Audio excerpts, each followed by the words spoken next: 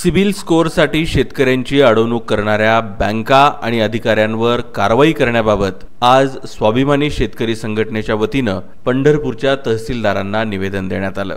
पंढरपूर तालुक्यातील अनेक बँका शेतकऱ्यांना कर्ज देण्यास टाळाटाळ करत आहेत। याशिवाय यंदा पाऊस लवकर पडल्यामुळे शेतकऱ्यांच्या शेतीच्या मशागतीची, पेरणीची, नवीन लागवड, खते बियाणे खरेदीसाठीची लगबग सुरू झाली आहे।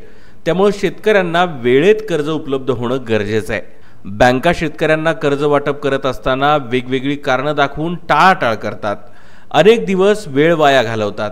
त्यामुळे शेतकऱ्यांचा हंगाम वाया जातो आणि शेतकऱ्यांचे आर्थिक नुकसान होतं। तसेच अवकाळी पावसामुळे शेतकऱ्यांच्या फळबागा आणि पिकांचं नुकसान झालंय, त्याचे पंचनामे तात्काळ करून नुकसान भरपाई देण्यात यावी, या मागणीकरिता शेतकरी संघटनेकडून हे निवेदन देण्यात आलं।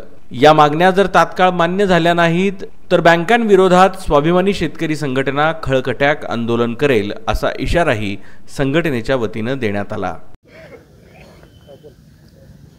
आज पंढरपूरचे तहसीलदार साहेबांना आम्ही स्वाभिमानी शेतकरी संघटनेच्या वतीने पत्र दिलेलं आहे। गेल्या काही दिवसापासून अचानक पावसाला सुरुवात झालेली आहे, त्यामुळं मोठ्या प्रमाणात तालुक्यातील फळबागांचं नुकसान झालेलं आहे आणि या नुकसानीचे तात्काळ पंचनामे करून शेतकऱ्यांना नुकसान भरपाई देण्यात यावी, अशा प्रकारची मागणी केलेली आहे।